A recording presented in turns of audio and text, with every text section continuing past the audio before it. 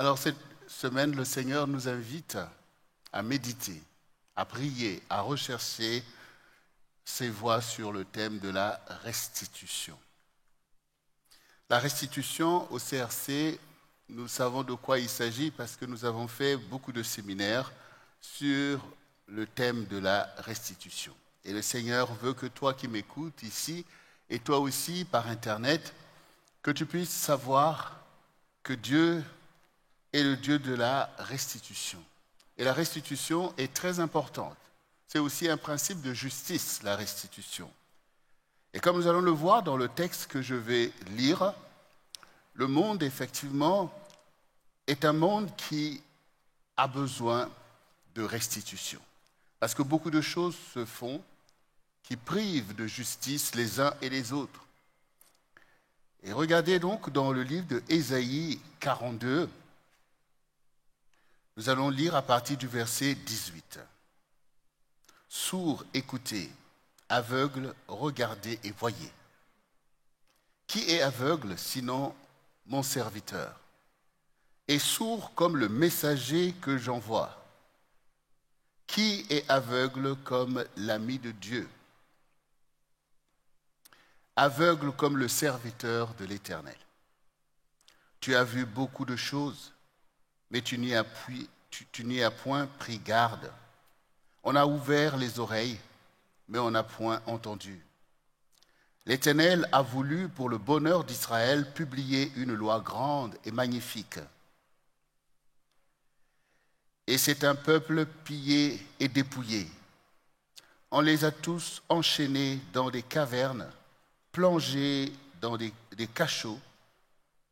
Ils ont été mis au pillage et personne qui les délivre, dépouillés et personne qui dise restitue. Qui parmi vous prêtera l'oreille à ces choses, qui voudra s'y rendre attentif et écouter à l'avenir? Qui a livré Jacob au pillage et Israël au pillard? N'est-ce pas l'Éternel? Nous avons péché contre lui. Ils n'ont point voulu marcher dans ses voies et ils n'ont point écouté sa loi. Ici, le Seigneur nous appelle au discernement, à pouvoir ouvrir les yeux pour voir, ouvrir les oreilles pour écouter. Car très souvent, nous faisons le choix de l'ignorance, parce qu'on a du mal, effectivement, à faire face aux réalités qui nous entourent dans un monde brutal, un monde où le pillage est opéré à tous les niveaux. Et le Seigneur qui a publié une grande loi pour nous donner du discernement. Israël est ce peuple qui a reçu la loi qui a inspiré tout le droit que nous pouvons connaître dans le monde entier. Dieu a voulu, au travers de la loi, révéler les choses, les préjudices, les comportements préjudiciables que nous pouvons avoir et qui emmènent la destruction dans le monde. Donc la loi est là pour révéler la gravité des choses, révéler ce qui est bien, ce qui est mal et les conséquences qui s'en suivent. Et donc nous devons faire face à la vérité, faire face à la réalité, parce que derrière toutes ces choses qui peuvent nous tenir assujettis, derrière toutes les choses auxquelles on renonce de pouvoir aller chercher notre droit, eh bien, il y a une privation de liberté, il y a un pillage que le monde opère les uns et les autres. Et le Seigneur, ici, veut nous faire d'abord constater que vous êtes dans des cachots, vous êtes dans des prisons, vous êtes dans toutes sortes de choses, même si, parfois, on préfère faire, comme on dit, la politique de l'autruche. Dieu, au contraire, veut que nous puissions faire alliance avec lui pour la restitution. La restitution veut dire qu'on t'a pris quelque chose par la force, par la malice, et il te manque quelque chose qui convient à ton épanouissement. C'est-à-dire que Dieu nous a tous formés avec une âme qui a des aspirations, ne fût-ce que l'aspiration à la paix, l'aspiration au bonheur. Et Dieu veut que notre âme puisse s'épanouir. Souvenez-vous quand nous avons parlé de la prospérité. Quand l'apôtre dit à Gaius, je veux que tu prospères comme prospère l'état de ton âme. Donc Dieu veut que votre âme soit prospère, soit dans la joie, dans l'épanouissement et dans la félicité divine, parce que c'est l'image de Dieu. Or, Dieu est un Dieu libre. Dieu est un Dieu qui est pourvu dans tous les domaines. Et puisque nous avons été faits à son image, il veut que notre âme soit une âme rayonnante comme lui. Mais pourquoi notre âme ne rayonne pas? Pourquoi nous sommes dans la tristesse, dans la désolation? C'est parce que l'ennemi a emmené sur la terre le pillage, la destruction et toutes ces choses qu'il fait comme nous le voyons dans le jardin d'Éden quand il a trompé Adam et Ève pour pouvoir en fait s'accaparer de ce monde qui était pourtant à eux. Le Seigneur a dit assujettissez la terre. Et maintenant Satan, par son principe d'injustice, de violence, a créé un monde de danger, un monde d'injustice, un monde de rapport de force où les plus forts dominent sur les plus faibles. Mais aussi dans nos propres familles, on voit bien que les choses ne sont pas à l'endroit. Là aussi, il y a besoin de restitution dans beaucoup de domaines, en fait. Et si on en vient maintenant à la cellule de la famille, qui est le couple, même dans le couple, on voit bien qu'il y a besoin aussi de restitution pour pouvoir réparer certains préjudices. L'époux mérite des choses, l'épouse aussi mérite les choses. Mais est-ce qu'on a le souci que les choses soient selon Dieu, que les choses soient selon la justice, selon la paix? Et si ce n'est pas le cas, ça veut dire que nous nous devons des choses. Et des choses que nous ne donnons pas ou que nous ne voulons pas restituer. C'est comme si vous-même, vous avez pris quelque chose qui n'est pas à vous et qu'on vous fait savoir que ce n'est pas bien et que vous ne voulez pas restituer. Et donc, dans la loi, il était prévu de restituer ce qu'on a pris. Et même au centuple. Si vous avez volé quelque chose, alors il faut vous retrouver et il faut que vous puissiez payer au double de ce que vous avez pris pour montrer que c'est un principe important, la restitution. Et parfois même au centuple. Alors on pourrait voir tout ce qui se passe dans le monde, des gens qu'on appelle des accapareurs. Vous voyez, par exemple, même dans un pays, il peut y avoir des personnes qui vont s'accaparer peut-être des richesses, mais c'est au préjudice des plus faibles. Parce que dans la justice de Dieu, il a prévu, c'est comme si nous sommes ici et que Dieu a prévu un repas pour chacun de nous qui sommes ici rassemblés. Et maintenant, au lieu que nous soyons dans l'amour les uns les autres, dans une bonne disposition, que chacun a un repas et que c'est ce qui est bien, eh bien certains vont se dire non, moi il me faut 3 repas, il me faut 4. Et s'ils sont devant et qu'ils prennent ces repas, il y a 4 personnes qui ne vont pas avoir de repas, il y a 5 personnes qui ne vont pas avoir de repas. Donc ces personnes vont souffrir une famine, vont dire mais Seigneur, on n'a rien à manger. Ah oui, quelqu'un s'est accaparé de ce qui était à vous, par un principe d'avidité que le diable emmène dans le monde. Et c'est aussi ce que l'on peut voir dans les pays au niveau économique, au niveau international, l'accaparement des biens et certains pays qui sont livrés en fait à eux-mêmes alors que Dieu leur avait pourvu de grandes richesses pour l'épanouissement. Mais là, nous sommes dans le niveau macro. Moi, je veux venir tout simplement dans le niveau qui te concerne toi aussi. Toi aussi, il y a besoin qu'on puisse te restituer des choses pour ton bonheur. Et Dieu y travaille afin qu'il en soit ainsi. Il y a beaucoup de choses auxquelles on te dit, toi, tu n'as pas droit à ça. Et par la grâce de Dieu, tu as droit à ça. Parce que toi aussi, comme la veuve, tu persévères à réclamer. Et Dieu t'aide. Et Dieu est un Dieu de restitution.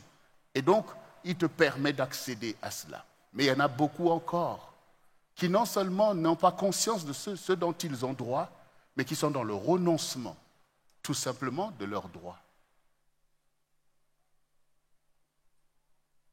Donc toi aussi, tu dois réaliser. Mais toi aussi, tu es aussi un acteur dans l'histoire. Peut-être qu'on te doit des choses, mais vérifie aussi si toi-même, tu ne dois pas des choses à quelqu'un. à qui tu dois restituer ces choses. Et ce n'est pas seulement des biens. Nous parlons de l'âme, nous parlons de l'honneur, nous parlons des valeurs. Quand le Seigneur dit aux enfants d'honorer leurs parents, ça veut dire que vous le leur devez. Mais est-ce que toi, tu n'es pas un enfant qui n'honore pas tes parents? Si tu n'honores pas tes parents, alors tu leur dois quelque chose. Et Dieu veut que tu puisses le restituer. Parce que c'est leur droit devant Dieu. Et si tu résistes à faire ce que Dieu dit, Dieu te démontrera qu'il a raison plus que toi. Et donc ça va te coûter cher. D'ailleurs, Dieu a attaché à l'honneur des parents une longue vie. Ça veut dire que tu peux perdre la vie si tu continues à t'entêter à ne pas honorer tes parents sous prétexte de je ne sais pas quoi. Donc là aussi, c'est un principe de restitution. Et Dieu dit aussi aux parents de prendre soin de leurs enfants, de ne pas irriter les enfants inutilement. Et parfois, parce qu'on est le papa, la maman, on pense qu'on a le droit d'être dans une tension, moindre chose, mais jusqu'à aigrir l'esprit des enfants. Et tout ça, ça les livre aussi à l'ennemi. Là aussi, ce n'est pas ce que Dieu a ordonné. Par le principe de l'amour, de la compassion, tu dois au contraire considérer tes enfants. Entre l'époux et l'époux, n'en parlons pas. Ils se doivent beaucoup de choses. Fidélité, assistance, amour. Et pourtant, on est dans un monde où on enseigne l'infidélité.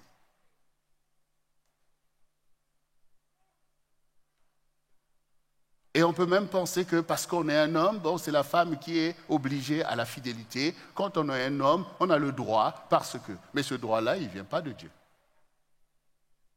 Donc là aussi, ce sont des positions qu'on s'accapare au détriment d'une âme qui, comme toi, mérite la fidélité. Même Dieu qui est Dieu, il nous est fidèle. Et nous sommes contents que Dieu nous soit fidèle. Et quand même, nous avons péché. Quand nous revenons vers lui, nous savons qu'il va nous accueillir et nous pardonner. Pourquoi? Parce qu'il nous est fidèle. Parce que s'il était infidèle, il dit, dégage. Débrouille-toi, tu vois, tu as fait telle chose, telle chose. D'ailleurs, nous les hommes, on refuse bien le pardon, non? Quand tu as fait du mal, tu dis, je ne pardonne pas. Et tu es même content que oui, j'ai raison. Et si Dieu agit ainsi, qui va s'en sortir puisque la Bible dit tous sont péchés et sont privés de la gloire de Dieu. Mais Dieu, par sa propre fidélité, sait que si quelqu'un reconnaît ses fautes et les délaisse, il obtient miséricorde. C'est-à-dire que l'amour de Dieu va enlever le préjudice et Dieu va encore déverser beaucoup d'amour et de bénédiction parce que c'est la fidélité de Dieu. Donc nous avons des choses à nous restituer, surtout nous qui sommes des croyants. Le Seigneur dit, vous êtes la lumière du monde. Si nous nous comportons comme les gens qui sont dehors, qui sont perdus et qui ont besoin de Dieu, et que Satan orchestre en fait ce pillage, ces privations de liberté, il orchestre et il veut détruire le monde et l'emmener à la destruction. Le Seigneur dit, vous êtes la lumière du monde. Donc, en obéissant à la loi de Dieu, l'amour, la justice, nous éclairons le monde que on peut être dans la justice, on peut s'aimer, on peut partager et non pas vivre dans un monde ingrat et devenir soi-même ingrat autour de nous dans ce que nous faisons. Dieu tire vengeance de ces choses. Donc nous devons au contraire nous inscrire dans la restitution. Voilà, je t'avais peut-être fait telle ou telle chose, mais je suis désolé. C'est une restitution en fait. De l'honneur, de la considération. Chérie, vraiment, je me suis comporté d'une façon indigne. Et aujourd'hui, je veux le relèvement de notre couple. C'est une restitution du bien que Dieu veut à ce couple. Donc, nous devons de restituer les choses, c'est-à-dire remettre les choses à leur bonne place dans la gloire de Dieu. Et c'est à ça que le Seigneur nous interpelle et veut que nous puissions prier. Seigneur, accomplis ta restitution dans ma vie. Et dans l'histoire, nous voyons par exemple, quand les enfants d'Israël se détournaient de la voie de leur Dieu, leurs ennemis avaient le dessus sur eux. Et il est arrivé même qu'ils ont perdu le pays promis que Dieu leur avait donné. Et tout ça pendant près de 20 siècles. Le pays d'Israël a été complètement perdu. Mais quand vous lisez la Bible, Dieu leur avait déjà averti que si je vous disperse à cause de vos péchés dans des pays où vous allez, si vous vous repentez, si vous vous humiliez, j'irai vous chercher pour vous ramener sur votre terre. Et c'est ce qu'il a fait en fait. C'est ce qu'il a fait. En une nuit, aux Nations Unies, on a décidé après l'hécatombe de la Deuxième Guerre mondiale que ce peuple doit revenir sur sa terre. Et donc, l'État d'Israël a rené comme nous le voyons aujourd'hui. Mais avant, qu'est-ce qui s'est passé? Jésus avait prophétisé en fait la perte du pays. Votre maison vous sera laissée déserte parce que vous n'avez pas su reconnaître béni soit celui qui vient au nom du Seigneur. Et tout cela a duré près de 20 siècles. Vous voyez, quand on ouvre la porte en fait à l'ennemi ou à l'ennemi Satan qui fait des choses, ben ça cause en fait des temps compliqués.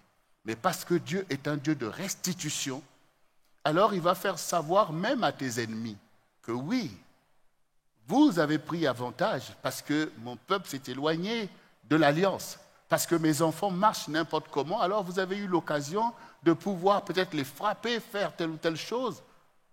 Mais sachez que selon mon droit, telle chose leur appartient. Et au temps marqué, Dieu refait la restitution. Toi aussi, même quand, en tant qu'enfant de Dieu, parfois tes ennemis prennent le dessus sur toi. Mais ne pense pas que Dieu ne voit pas. Souvenez-vous de David. Dieu l'avait choisi pour être roi. Mais le parcours qui a été le sien, tu te dis, mais non, mais ça mène à la mort. Mais Dieu l'a gardé jusqu'au temps de la restitution où tout Israël devait reconnaître que c'est lui le roi et qu'il rentre dans ce que Dieu avait ordonné dans son plan.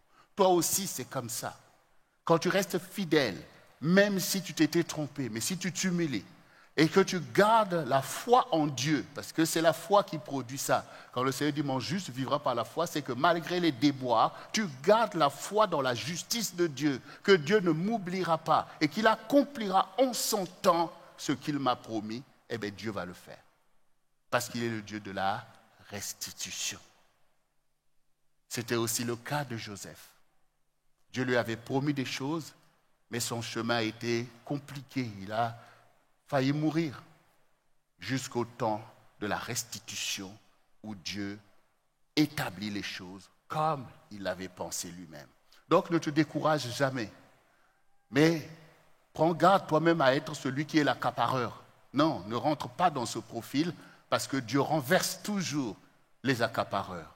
Il renverse toujours les impies. Ils ont toujours une fin bizarre, terrible, parce qu'ils n'ont pas voulu en fait s'humilier devant la justice de Dieu. Mais toi, comme le Seigneur dit, le malheur atteint souvent le juste, mais l'Éternel en délivre toujours. Dieu va te restituer tout ce qu'on t'a volé, et il le fera même au centuple. Il va te restituer ta joie, il va te restituer sa paix. Nous sommes le centre du réveil chrétien, nous poursuivons des objectifs grands pour la gloire de Dieu. Et ce n'est pas un chemin facile, les épreuves sont là, mais Dieu va nous restituer dans ce qui convient devant lui. C'est comme quelqu'un qui va travailler, semer, tu vas enlever les mauvaises herbes, c'est difficile, il pleut, il vente, mais si tu restes fidèle à ta tâche, le temps de la moisson va arriver. Ce sera aussi le temps de la restitution pour pouvoir couronner tes efforts.